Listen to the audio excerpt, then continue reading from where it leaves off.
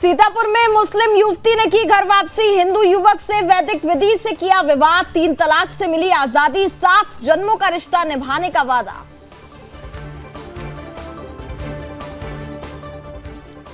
मथुरा में किशोरी के साथ छेड़छाड़ का मामला। जिला अस्पताल में चिकित्सक ने की छेड़छाड़। पीड़िता के परिजनों के साथ की गई मारपीट। मामले में पूछताछ कर रही पुलिस।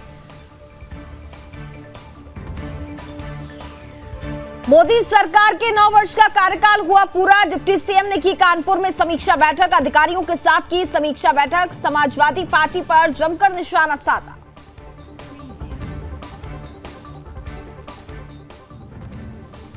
रेवाड़ी में जोहड़ में नहाने उतरे 3 दोस्त। जोहड़ में डूबने से हुई 2 की मौत। 2 के शव निकाले, 1 को बचाया। घटना की जांच में जुटी पुलिस।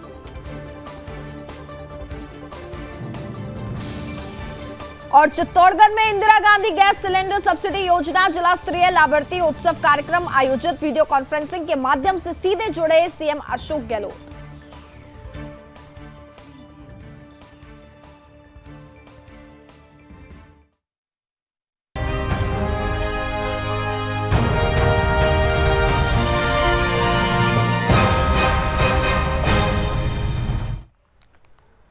नमस्कार, मैं हूं आपके साथ कनिका अरोड़ा और आप देख रहे हैं सुदर्शन न्यूज। बुलेटिन की शुरुआत करेंगे इस वक्त की बड़ी खबरों के साथ। पहली खबर उत्तर प्रदेश के सीतापुर से है, जहां पर आपको बता दें कि सीतापुर में रामपुर मथुरा क्षेत्र की रहने वाली मुस्लिम युवती ने घर वापसी की है, जहां हिंदू युवक से वैदिक विधि विधान से विवाह कर लिया गया। आपको बता दें कि विवाह कर मुस्लिम युवती अब रजनी बन गई है। हिंदू बनकर रजनी ने प्रदीप से विवाह कर स्वयं के भविष्य को सुरक्षित कर लिया। आपको बता दें कि विश्व हिंदू परिषद बजरंग दल के कार्यकर्ताओं को जानकारी मिलने पर उन्होंने रजनी और प्रदीप के चल रहे प्रेम प्रसंग को एक पवित्र रिश्ते में बांध दिया। युवक युवती का विधि पूर्वक विवाह करवा करके सभी ने दोनों के उज्जवल भविष्य की कामना करते हुए आशीर्वाद और शुभकामनाएं दी।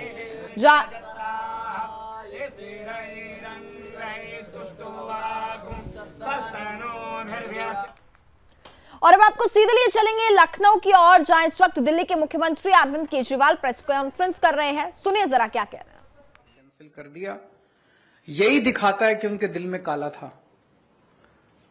अगर वो 2 दिन पहले सुप्रीम कोर्ट का वो अध्यादेश जारी करते, हम सुप्रीम कोर्ट से जाके स्टे ले आते, लेकिन अब सुप्रीम कोर्ट बंद है, तो अभी हमें महीना भर रुकना पड़ेगा। जब सुप्रीम कोर्ट खुलेगा हम सुप्रीम कोर्ट भी जाएंगे। लेकिन ये अध्यादेश जब संसद के अंदर आएगा, तो संसद में, लोकसभा में तो बीजेपी की मेजॉरिटी है, लेकिन राज्यसभा के अंदर बीजेपी के मेजॉरिटी नहीं है। 238 में से 93 केवल बीजेपी के हैं। तो अगर सारी नॉन बीजेपी पार्टियां मिल जाएं, तो इस अध्यादेश को हराया जा सकता है, इसे गिराया जा सकता है। और अगर ये अध्यादेश गिर गया, तो आप ये मान के चलिए कि 2024 का सेमीफाइनल हो जाएगा।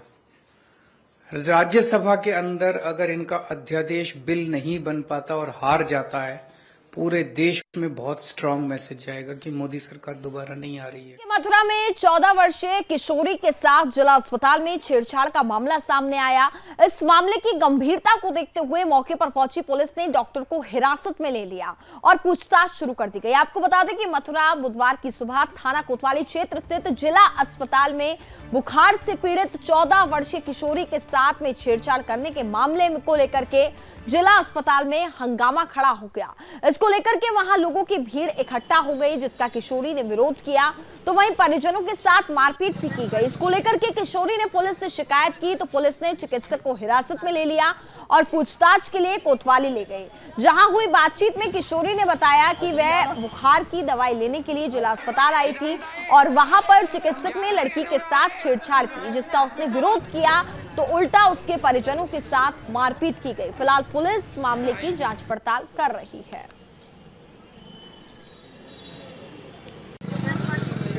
चेकअप कराने के लिए आई थी, तो मैं 6 नंबर पर बहुत देर से लाइन में खड़ी थी। वहाँ कोई डॉक्टर नहीं था। मेरी तबीयत ज़्यादा ख़राब हो रही थी, मुझे हो रहा था बुखार। मैं इमरजेंसी में आई, मैंने इमरजेंसी में दिखाया, तो एक डॉक्टर ने मेरा चेकअप किया, उसने मेरे हाथ पे से नब्ज चेक करी और फिर मैं बैठ गई। तो दूसरा डॉक्टर आता है, तो वो मुझसे बोलते कि मैंने तुम्हें कहीं देखा है। तो मैंने कहा हाँ, कि यहाँ जो एक्सरे रूम है वहाँ पे एक लड़का है शिवम, मेरा जानकार, हो सकता है आपने वहीं से कहीं मुझे कई बार देखा हो। तो वो आके मेरे चेस्ट पे दबाता है और मेरे से बदतमीजी करता है। फिर मैंने कहा ये क्या बदतमीजी कर रहे हैं आप, तो बोलते कि हम चेकअप कर रहे हैं। मैंने कि ऐसे चेकअप करते हैं, हमें नहीं मालूम चेक कैसे किया जाता है। तो बोलते कि ऐसे ही करते हैं। मैंने कि तुम्हारी वाइफ के साथ में ऐसे किया जाए तो फिर कैसा लगेगा? बोला अच्छा लगेगा। फिर मैंने आकर यहाँ पर पुलिस वालों से बोला तो मैंने कहा कि अंकल आप यहाँ पर कोई सेफ्टी नाम की चीज़ है या नहीं है? तो वो बोलते कि नहीं है। फिर मैंने कि अंकल अगर सेफ्टी नहीं तो फिर आप यहाँ क्यों है? तो बोलते कि क्या हुआ? फिर मैंने सारी बात बताई। वो यहाँ कहते सीएमओ साहब से जाके बोलो। फिर मैंने कहा कि सीएमओ से बढ़कर तो आप है ना। तो वो आए मेरे साथ में और उन्होंने भी डॉक्टर से कुछ नहीं बोला। मैंने उन्हें बताया कि देखो ये है और इसने मेरे साथ ऐसे बदतमीजी करी। तो वो तो यूँ कह रहे थे कि लाओ मैं तुम्हें दवाई दिला दूँ, ये कर दूँ, पर उन्होंने भी कोई एक्शन नहीं लिया। फिर हार के मैं मोदी सरकार के 9 साल के कार्यकाल पूरे होने पर भारतीय जनता पार्टी पूरे देश में अपने किए हुए कार्यों को लोगों तक पहुंचा रही है। इसी कड़ी में कानपुर पहुंचे उत्तर प्रदेश के डिप्टी सीएम ब्रजेश पाठक ने पहले अधिकारियों के साथ एक समीक्षा बैठक की, फिर मीडिया से बात करते हुए समाजवादी पार्टी पर जमकर निशाना साधा और कहा कि बीजेपी सरकार में देश का विकास हुआ है, सड़कों का निर्माण हुआ है। हम मोदी सरकार के 9 साल पूरे होने पर उनके द्वारा किए गए विकास कार्यों को जन जन तक पहुंचाने के लिए लगातार जनता के बीच में जा रहे हैं। आगे डिप्टी सीएम ने क्या कुछ कहा, जरा सुनिए।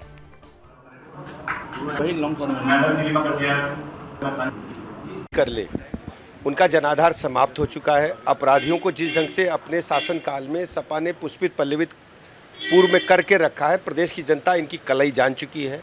पर्दे के पीछे इनकी मानसिकता क्या है समझ चुकी है। इनको प्रदेश की जनता ने बुरी तरह से किनारे लगा दिया है।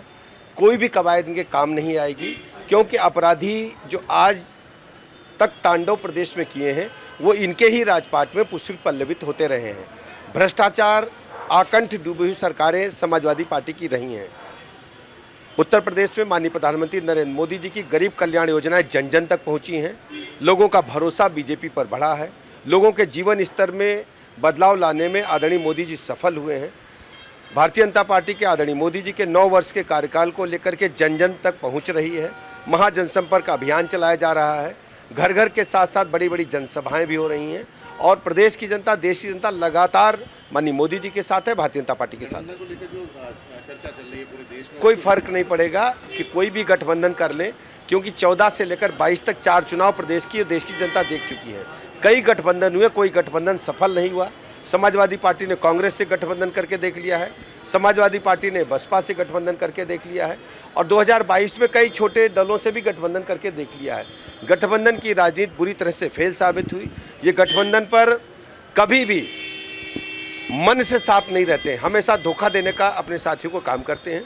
छोटे दल या बड़े दल हों, सभी इस समय भारतीय जनता पार्टी के बारे में ही सोच रहे हैं। में आगे बढ़ेंगे। मोदी सरकार के 9 साल के कार्यकाल पूरे होने पर बीजेपी पूरे देश में सुशासन के रूप में मना रही है और इसी कड़ी में फिरोजाबाद में आयोजित व्यापारी सम्मेलन का आयोजन किया गया, जिसमें उत्तर प्रदेश के डिप्टी सीएम केशव प्रसाद मौर्य पहुंचे, जहां कार्यक्रम में उपस्थित बीजेपी पदाधिकारियों और व्यापारियों ने उनका फूलमाला पहना करके जोरदार स्वागत किया। इसके साथ ही डिप्टी सीएम केशव प्रसाद मौर्य ने केंद्र और प्रदेश सरकार द्वारा गरीबों के लिए चलाई जा रही विभिन्न योजनाओं का ब्यौरा दिया।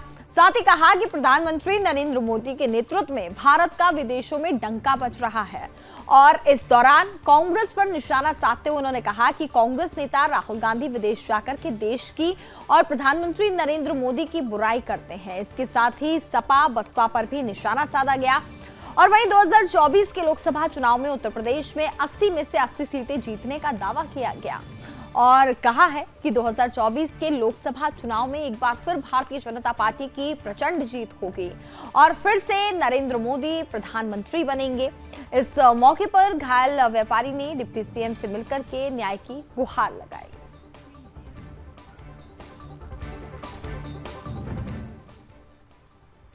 वहीं राजस्थान के धौलपुर में बाड़ी विधायक गिरिराज सिंह मलिंगा ने बाड़ी विधानसभा क्षेत्रवासियों को योजनाओं के रूप में कई सौगातें दी हैं। इन्हीं योजनाओं में से एक योजना सेपऊ रिंग रोड भी है और जब सुदर्शन की टीम हकीकत जानने के लिए सेपऊ रिंग रोड पर पहुंची तो पाया कि योजना के निर्माण में ठेकेदार लीपापोती करते नजर आ रहे हैं। जहां रिंग रोड शुरू होने से पहले ही पुलिया में दरार आने लगी है और सड़क किनारे के खेतों की मिट्टी को सड़क में डाल करके ही सड़क को ऊंचाई दी है, जिससे सड़क के दोनों ओर लगभग 15 से 20 फीट तक गहरे गड्ढे हो गए हैं और सड़क पर डाली गई डाबर यातायात शुरू होने से पहले ही उखड़ने लगी है।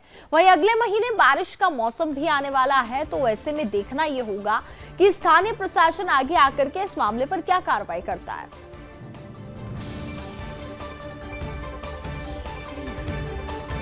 हरियाणा के रेवाड़ी में रहने वाले एक परिवार की खुशियां उस वक्त मातम में बदल गईं जब जन्मदिन वाले दिन ही 22 वर्षीय एक युवक की जौहर में डूबने से मौत हो गई। इतना ही नहीं, इस युवक के साथ नहाने गए दूसरे युवक को भी नहीं बचाया जा सका। तो वहीं काफी मशक्कत के बाद ग्रामीणों की मदद से जौहर से बाहर निकाला गया, लेकिन तब तक उसकी मौत भी हो चुकी थी। और एक साथ दो युवकों की हुई मौत के बाद दोनों के परिवारों में मातम पसरा हुआ है। बताया जा रहा है कि शराब पी लेने के कारण धर्मवीर और उसके दोस्त गौरव की जौहर में डूबने से मौत हो गई, जबकि तीसरा युवक फिलहाल बच गया है। घटना की सूचना पर पहुंची पुलिस ने दोनों मृतकों को पोस्टमार्टम के लिए अस्पताल पहुंचाया और इधर युवकों की मौत की सूचना पाकर के अस्पताल पहुंचे परिजनों का रो रो करके बुरा हाल हो गया। फिलहाल इस घटना की पुलिस जांच पड़ताल कर रही है।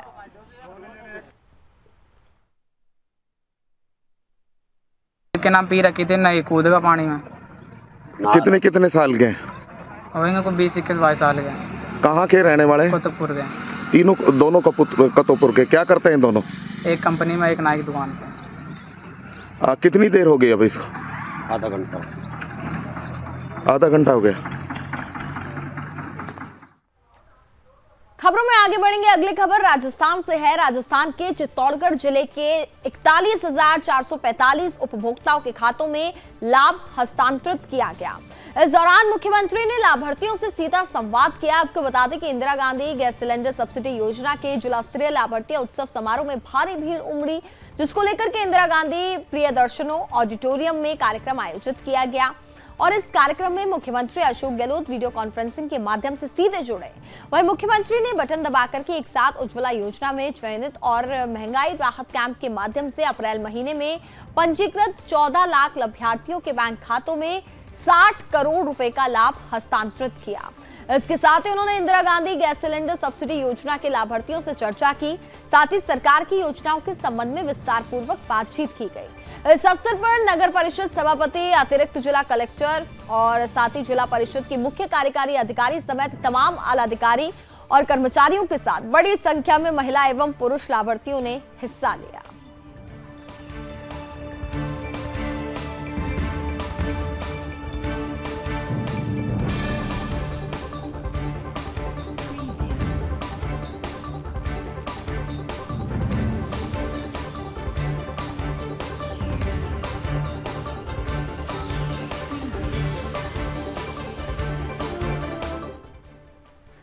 मध्य प्रदेश के टीकमगढ़ में समिति प्रबंधक की संदिग्ध मौत को लेकर के मध्य प्रदेश सहकारिता कर्मचारी महासंघ द्वारा उचित कार्रवाई की मांग को लेकर के ज्ञापन सौंपा गया। आपको बता दें कि बीते दिनों बड़ा गांव ब्लॉक अंतर्गत ग्राम ककरवा समिति प्रबंधक की संदिग्ध मौत के बाद मामला काफी गर्मा गया है।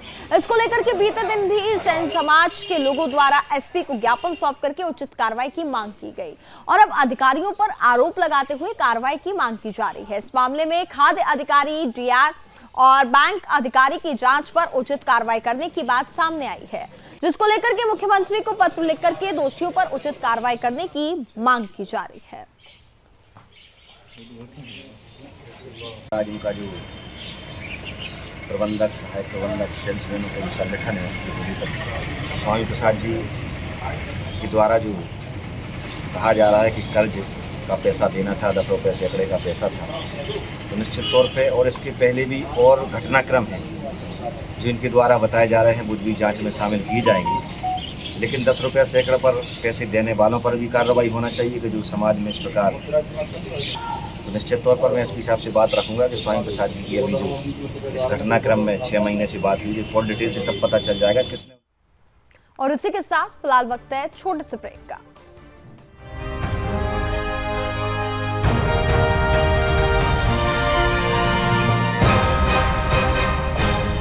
में आगे बढ़ेंगे। रामनगर में देर रात एमपी हिंदू इंटर कॉलेज प्रांगण से अज्ञात चंदन तस्करों ने कॉलेज प्रांगण में करीब 20 साल पहले लगाए गए चंदन के पेड़ को काट डाला।